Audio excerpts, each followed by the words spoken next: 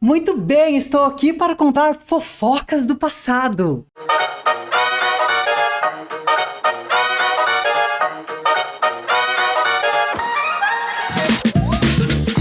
Mas antes de começar a contar essa fofoca, eu queria pedir para você curtir o vídeo, se inscrever no canal e se tiver sobrando um din-dinzinho aí, mandar para nós. Você pode mandar por Pix, você pode apoiar a gente pelo Catarse, ou você pode fazer um valeu demais aí também. Você pode virar membro do YouTube, dá uma força aí para nós, gente. Ó as treta.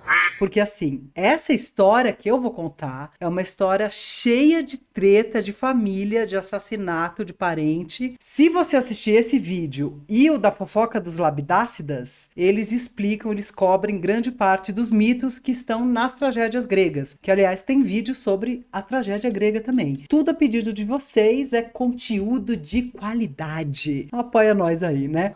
Claro, eu adoro essas histórias, esses temas, mas dá um trabalhinho pesquisar, né, Tati? Porque a gente sabe as coisas meio de orelhada, assim, né? Daí você vai pesquisando, bicho, é uma treta, tem um monte de versão e tal, mas eu vou tentar resumir.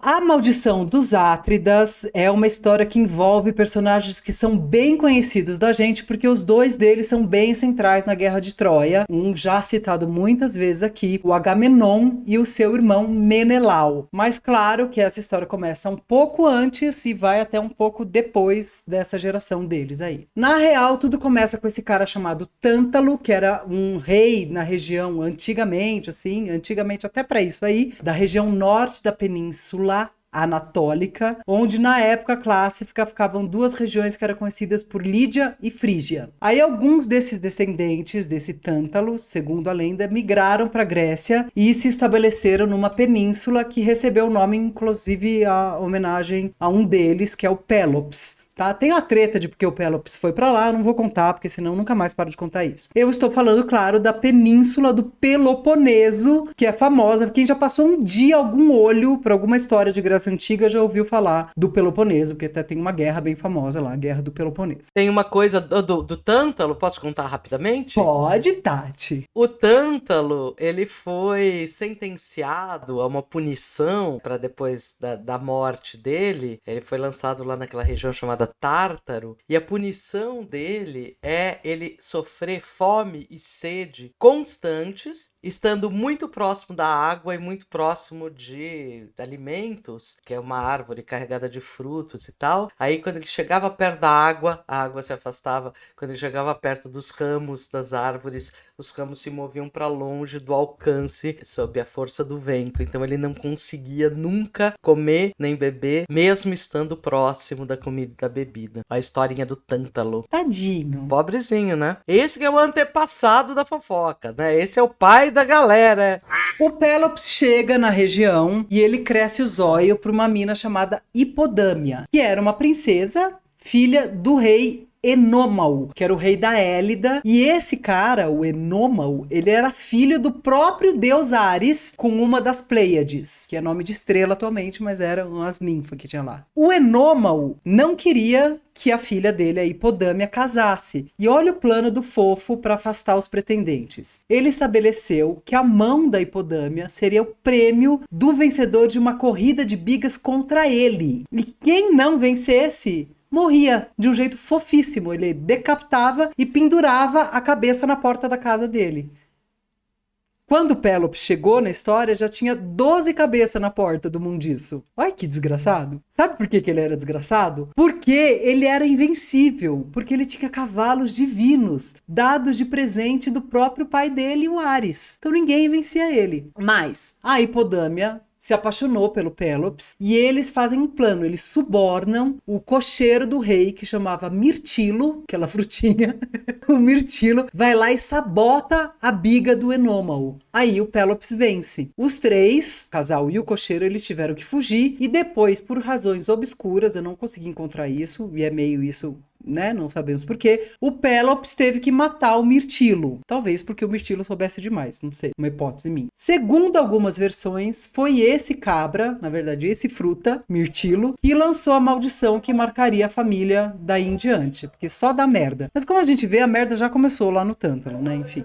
Mas essa origem é controversa. Além desse episódio com o cocheiro, algumas versões dizem que, instigados pela mãe, pela Hipodâmia, os dois filhos, Atreu o Tiestes, que eram esses filhos do casal, mataram um filho bastardo do Pélops, e aí o Pélops amaldiçoa eles, não sei o que, enfim. Tem uma maldição, mas é na verdade só um bando de gente fazendo merda.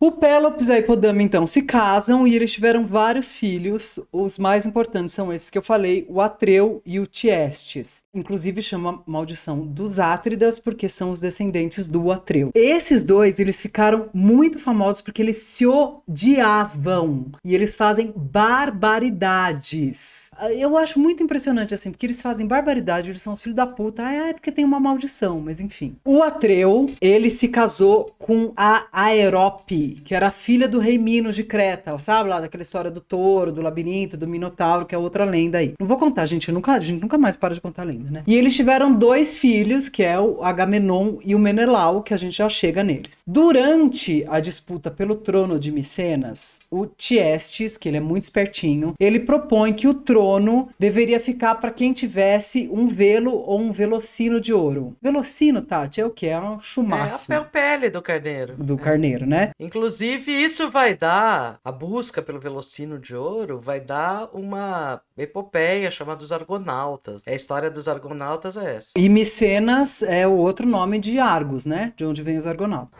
O Tiestes propõe isso e o Atreu topa na hora. Ele fala, não, beleza. Porque ele tinha achado no meio de um rebanho lá dele um cordeiro com um velo de ouro. Mas ele não tinha contado pra ninguém. Só que o Tiestes sabia, porque a mulher dele tinha contado pra ele e propôs isso porque ele já tinha roubado o velo de ouro. Que filho da puta! Não, filho da puta, mas calma, que aí é concurso de filho da puta. Só que aí o Atreu, orientado por Hermes, amando de Zeus, ele propôs que o Tiestes entregasse o trono pra ele se ele fosse capaz de mudar a orientação do sol. Aí o Tiestes fala, beleza, vai fazer isso. Ele concordou e Zeus fez com que o nascer do sol a partir desse dia ocorresse no leste e o pôr do sol no oeste, como agora é, né? Quem lembra? O sol levanta no leste e se põe no oeste. Antes disso era o contrário, a partir deles que ele muda o curso do sol. Poderoso, tio. Aí o Atreu, obviamente, porque ele foi favorecido por Zeus, tal, não sei o que, ele se tornou rei de Micenas. Tem outras versões também que diz que o Tiestes e o Atreu, eles disputavam também o amor da Aerópe. Aí, quando o Atreu conseguiu o reino, ele conseguiu a mulher também, né? Porque é assim que funcionava na Grécia. Mas aí tinha alusões de adultério, traições, 2 mundices esses daí. O Tiestes daí foi banido da cidade, mas pro Atreu era pouco. Olha o que ele fez. Ele fingiu querer se reconciliar com o irmão e chamou ele para voltar e oferecer um banquete. Qual era o banquete? O Tiestes tinha tido 3 filhos com uma ninfa lá. O Atreu foi lá, matou os 3 e serviu o churrasquinho pro Tiestes. Pra quê, né, gente? A Arya, né? A Arya fez isso no Game of Thrones. Olha só como as coisas não são fruto de uma imaginação individual, né?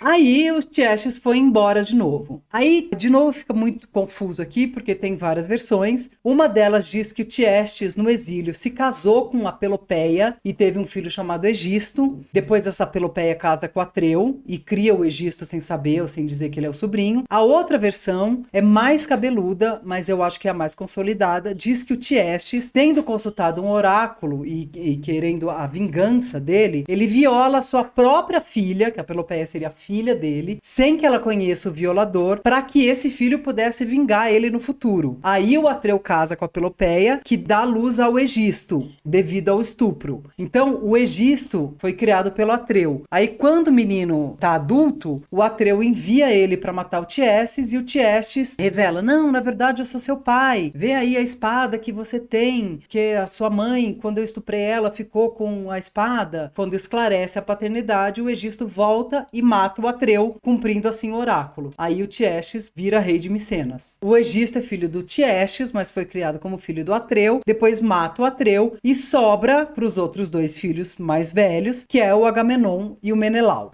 O Agamenon, então, ele é rei de Micenas, a gente não sabe como o trono passou para ele, mas o fato é que ele é rei e ele casou com essa moça chamada Clitemnestra. Agamenon e a Clitemnestra, eles tiveram filhos, os mais importantes são Ifigênia, Orestes e Electra. A Clitemnestra, por sua vez, era irmã da Helena, aquela mulher mais linda do mundo, que casou com Menelau. Então era tipo aqueles irmãos que se casam com as irmãs. Tem uma diferença aí entre as duas, é que uma tem origem divina, a outra tem origem mortal. Só isso. Exatamente, a Helena tem origem divina.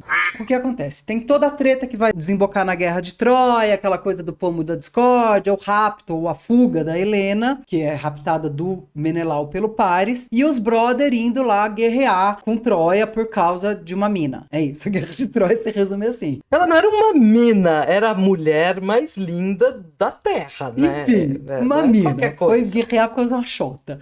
Quando eles estavam com o exército, né, com todos os navios e tropas reunidas, durante uma caçada, o Agamenon fez uma merda, aliás, o Agamenon faz muita merda, e matou uma corça que era consagrada a Ártemis. Aí a Ártemis, o que ela fez? Você matou minha corça, não vai soprar vento nenhum aqui, e a frota grega não conseguia sair de Aulis. Eles estavam lá reunidos em Aulis para ir para Troia. Aí o Agamenon consulta o oráculo, não sei o que, é uma tretona aí, mas ele é obrigado a sacrificar a filha dele, que era Ifigênia, para Ártemis, para o exército conseguir embarcar, seguir sua viagem. Bom, ele sacrifica a Ifigênia, mas no fim a Ártemis ela substitui a Ifigênia por uma corça e some com a Ifigênia, esconde ela, mas ninguém sabe, para todos os efeitos, o Agamenon sacrificou a filha. É claro que depois que ele mata a Ifigênia, a Clitemnestra fica puta nas calças, e durante toda a Guerra de Troia, que não sei se vocês lembram, durou 10 anos, a Clitemnestra fica planejando o assassinato do Agamenon com seu amante, que sabe quem é o amante dela? O Egisto. Ai, meu Deus! O rolo do caralho. Putz, grila, não posso acreditar. Complicado. O Egisto, que foi criado como filho do Atreu, mas era filho do E Chestes. que é meio irmão. É, meu primo, irmão. sei lá, eu nem sei mais qual que é a relação. Primo, é primo. Jesus. Então o que acontece? Assim que o Agamenon pisa em casa, da volta da Guerra de Troia, ele vai tomar um banho e a Clitemnestra e o Egisto matam ele. Aí isso gera mais treta, porque depois o Orestes vai matar a mãe e o Egisto, sob o conselho de Apolo, para vingar o pai. E algumas versões, principalmente a versão das tragédias, contam mais sobre Electra, a irmã do Orestes, porque o Orestes tinha saído novinho, aí ele volta, tem uma cena de reconhecimento muito bonito, que ela reconhece o irmão. Mas segundo essas versões das tragédias, a Electra, ela incentiva o Orestes a assassinar a mãe, vingando a morte do seu pai. O fim do Orestes, a gente meio já contou num vídeo sobre a culpa. A versão mais famosa é justamente que tá na peça do Ésquilo, que tem o primeiro tribunal, chamado Eumênides. Então vai lá, vou pôr o link aqui pra vocês verem, tá lá contada. No fim, o Apolo e Atena, Palas Atena, absolvem ele e aí acaba aí. O Menelau, por sua vez, depois da guerra, ele demora para voltar para Esparta, ele era rei de Esparta, e ele volta com a Helena e fica assistindo Netflix até morrer, e aí os deuses chamam ele, Zeus convida ele para morar no Campos Elíseos. Campos Elíseos, aquele bairro lá, sabe? Perto da Barra Funda. Ou a Avenida Champs-Élysées do Arco do Triunfo mesmo, né? É, exatamente. Ela vai morar na Champs-Élysées num sobrado, né? Os Campos Elíseos, que era para onde iam os heróis.